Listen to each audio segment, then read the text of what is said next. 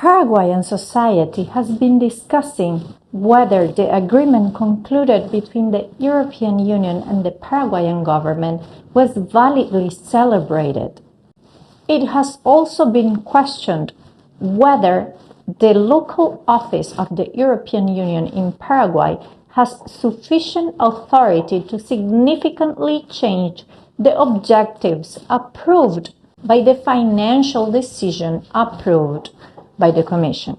It all started when a group of parents realized that through the support of the transformation of the education system of Paraguay, they were accelerating the implementation of the Agenda 2030 and the mainstreaming of gender perspective rights-based approach, among others, into the education of children in Paraguay from early childhood.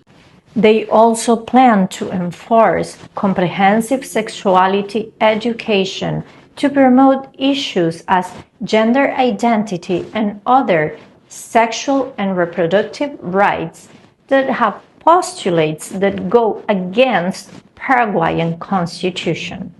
In other words, the new transformation plan, whose implementation is financed by the European Union, promote what most Paraguayan parents better know as gender ideology in schools.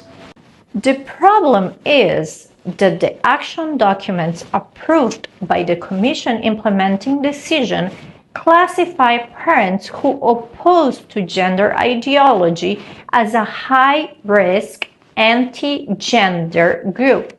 and also make it clear that this financing decision main objectives are to fight against discrimination by ensuring the access of more vulnerable sectors, including transgender and transsexual, to education in accordance with the European Consensus on Development and Sustainable Development Goals 4 and 5.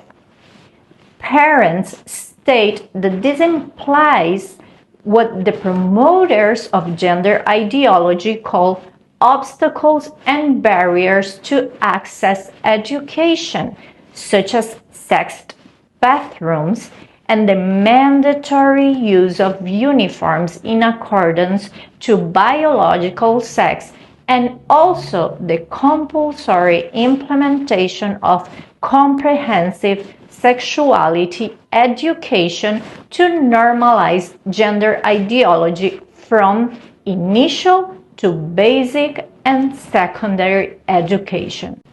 However, none of this was translated into the Spanish version of the annex that was presented to the Paraguayan Congress for approval. Parents alleged that this could have been because if the entire content of the document had been literally translated, the Paraguayan Congress would not have approved it, because it goes against what is established in the Paraguayan Constitution, values, culture, and tradition.